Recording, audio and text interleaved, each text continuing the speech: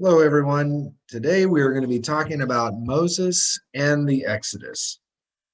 The transition that we're making here from the patriarchal period and that blessing to the period of the Exodus is made with two of the most remarkable biographies in all of the Bible. Joseph, the son of Jacob, was the shepherd who became a prince in Egypt. And Moses was the prince of Egypt who became a shepherd. And these two figures were instrumental in God continuing his covenant faithfulness to his people in the two books, Genesis and Exodus.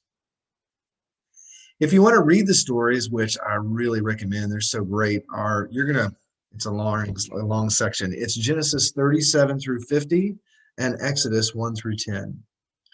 So there's a couple of quotes I want to share. One is from Gordon Wenham, and he says, in its biographical sketches, character change is what Genesis is all about. And that's true. We saw how Jacob's name was changed to Israel, and we saw how Abram's name was changed to Abraham.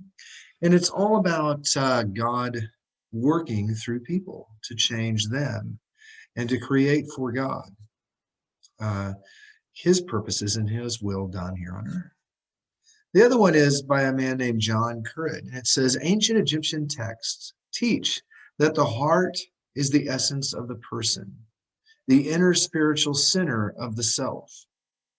Pharaoh's heart was particularly important because the Egyptians believed it was the all-controlling factor in both history and society.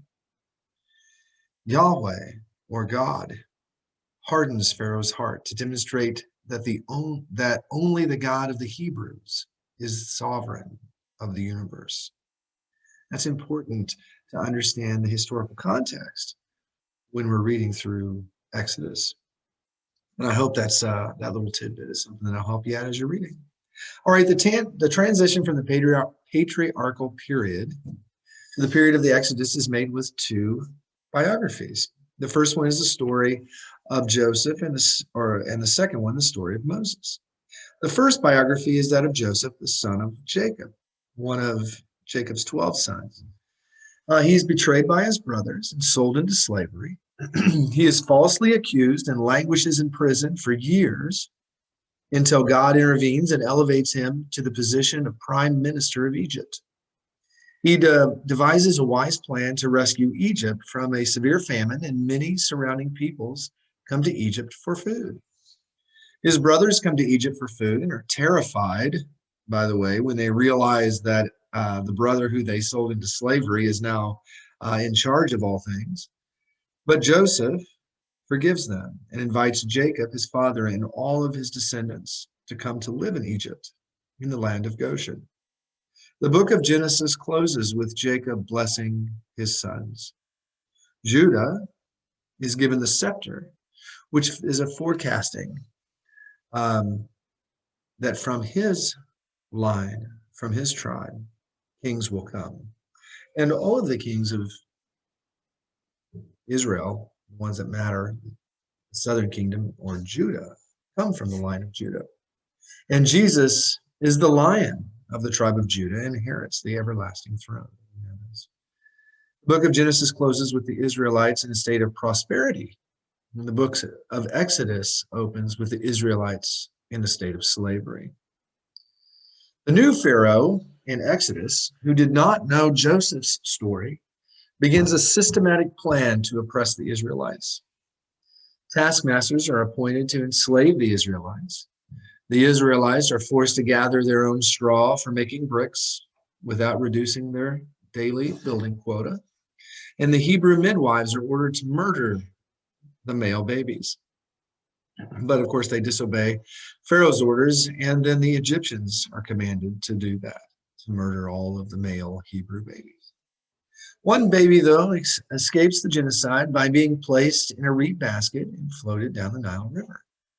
The baby is drawn out of the river by the daughter of Pharaoh, and the baby is named Moses, which, by the way, means drawn out, and is raised as a prince in Pharaoh's palace.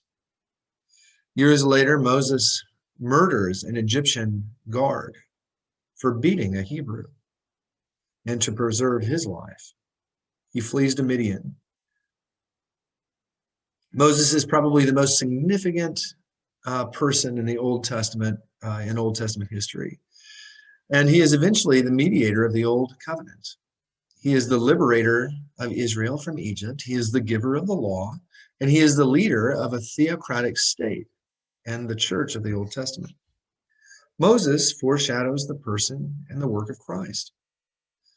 St. Augustine says, the new is in the old concealed, and the old is in the new revealed. God calls his son Israel out of Egypt in the Old Testament, and in the New Testament, he calls Jesus out of Egypt. Moses is the leader of the first Exodus, and of course, Christ is the leader of the second and greater Exodus. Moses is the mediator of the first covenant, and Christ is the mediator of the second covenant.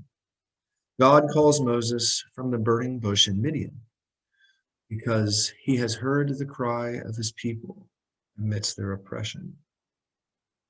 And then Moses goes before Pharaoh, demanding the release of the people so that they may go and serve the Lord their God. The great contest of the book of Exodus centers on who the people of Israel will serve, Pharaoh or God. You know, God brings 10 plagues against Pharaoh in Egypt to prove his power and to demand the release of his people. There is no period in redemptive history with such an abundance of miracles as the time of the Exodus.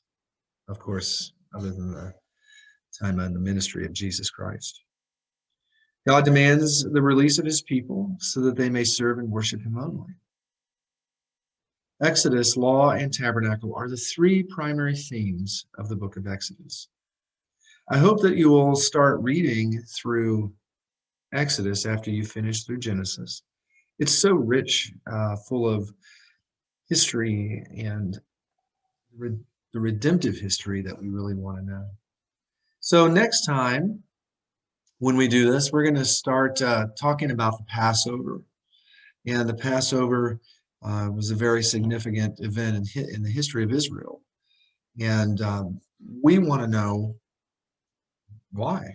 And so we're going to talk about that next time. So have a great evening, and God bless you, and I'll see you at the Passover.